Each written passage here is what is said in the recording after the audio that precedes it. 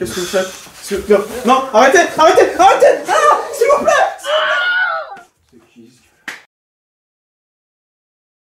T'as vu ce que t'as fait à la salle? Ah, la salle avec les mecs là, on pompait à deux là. Ça y allait, à gauche, à droite. À gauche, ah ouais, m'en parle pas, m'en parle. Et alors, toi, t'as fait quoi? Bah écoute, là, depuis 3-4 mois, je suis à fond sur les haltères. Ah, tu m'étonnes. Regarde là, regarde là. Damn! Elle est énorme et sèche cette petite veine. Bah, écoute, ça c'est du travail. Hein. Tu m'étonnes. L'objectif, ouais. Tu l'oublies pas. Ressembler à un dieu grec. Exactement, mon gros. Ou un héros grec comme Héraclès. Héraclès. Ouais, Hercule si tu préfères. Tu sais, le héros costaud là. Ah ouais, ils voulaient tous te ressembler à l'époque. Non, pas tellement, tu sais. C'est vrai que c'était un sujet à la mode, mais c'était plutôt sur des vases. Des vases? Ouais, des vases. Ouais, je vais t'expliquer pourquoi. Remontons ensemble au milieu du 6e siècle dans la belle capitale grecque.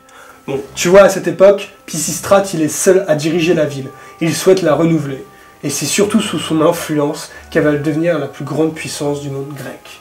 Et plus concrètement, il a fait quoi ce Gugus? Dans ses réformes, ce Gugus, hein, comme tu dis, eh bien il décide de faire venir des potiers du monde entier. Il leur donne à chacun des ateliers, mais surtout, il leur fait pas payer de taxes.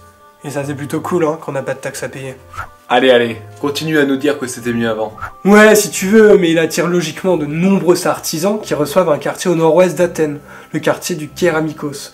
En gros, un petit quartier réservé aux artisans, quoi. Ah, tranquille, pépère, juste pour eux, quoi. C'est sûr, ils étaient peinards pour fabriquer leurs vases. Ils fabriquent des amphores vers 520-510, qui prennent alors un style particulier, ce style fameux de figure noire sur fond rouge. Ok, mais je vois pas le rapport avec Hercule, là, en fait. Et c'est là où j'en viens, au vase du fameux Héraclès. Ce vase qui est nommé la récolte des olives, c'est une amphore attique du potier Antiménès. Et elle possède bien les caractéristiques des vases au fond rouge. Bon, ok, orangé. Mais il faut surtout que tu saches que la peinture du monde grec, elle est très peu représentée. Sauf sur les vases. Ce qui est intéressant avec ce genre de vase, c'est que la scène peinte rappelle à quoi va servir l'objet. Bon, toi, ça te fait penser à quoi ces deux faces? Bon, je vais pas te décevoir, mais bon. Alors, sur la première face, c'est des mecs qui récoltent des olives, et sur la deuxième, c'est Hercule qui est énervé contre un mec, du coup, il lui balance un gros cochon dessus. C'est ça, non? Pas vraiment, mais bon, t'es pas trop loin. Effectivement, la première face représente la récolte des olives, et la deuxième face, c'est bien la chasse au sanglier par Héraclès. Et je vais vous raconter tout de suite ce mythe. Non, ce mythe, c'est moi.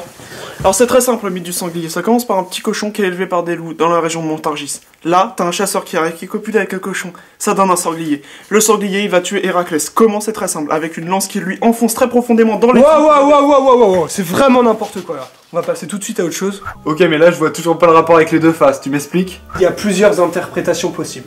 Mais il faut savoir une chose, l'olivier, c'est la figure et le symbole d'Athéna. Et Athéna, elle a bien aidé Héraclès. Le voilà le lien. Ok, mais il sert à quoi le vase? De pute. Bon, ce vase, c'est une amphore comme je l'ai dit précédemment. Elle était utilisée pour le symposion. Le symposion, c'est quoi? C'est le banquet. Effectivement, dans ces banquets, on retrouvait l'aristoi, c'est-à-dire l'élite grecque. Et elle utilisait cet objet, cette amphore, pour la montrer. Car cette amphore, c'est un objet de valeur. Elle coûtait très cher. Bon, on sait pas combien ça coûtait, hein, mais on sait que ça coûtait cher, parce que c'était un produit luxueux. Il y a un truc que je ne saisis pas. Pourquoi tu me dis qu'une amphore c'était luxueux, sachant qu'à l'époque, avec le nombre d'alcooliques qu'il devait y avoir, ils avaient forcément besoin de vases pour les transporter, non? En effet, là, c'est pas une amphore de transport, c'est une amphore peinte. Et elle a fait l'objet d'une commande, et c'est en ça qu'elle a beaucoup de valeur par rapport à une amphore basique. Bon, revenons à notre amphore sur l'olivier. Les aristoi, comme j'ai dit précédemment, l'élite grecque, eh bien ce sont des propriétaires terriens, ils exploitent des oliviers. Et c'est donc eux qui exposent ces vases qui représentent l'olivier dans leur banquet. Car montrer qu'on possède des oliviers sur un vase, c'est bien montrer qu'on a de la richesse. Eh, business des oliviers, frère! Ouais. Et Héraclès, il faut savoir qu'à cette époque, c'est un sujet à la mode. Tout le monde veut Hercule à la maison. D'un point de vue politique, c'est cool aussi, car Héraclès, c'est l'homme qui se sort de toutes les situations. Et en plus, il était beau, costaud, et ça le faisait. En gros, posséder un vase avec Hercule dessus, c'est comme aujourd'hui avoir un iPhone 8, quoi. Oui, en quelque sorte. Mais ce qu'il faut bien savoir, c'est que la présence d'Héraclès, elle est liée à la mode du 6e siècle. De plus, cette amphore est un exemple de la sociabilité du rite du symposion, c'est-à-dire du banquet. Elle nous montre également que les vases comportaient des scènes de la vie quotidienne mêlées à des scènes mythologiques.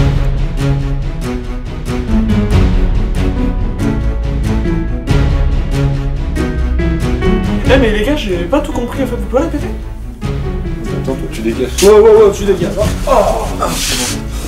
Bon, on voulait vous faire un petit message quand même de fin. Je pense que c'est important. C'est déjà la fin de notre 6ème vidéo.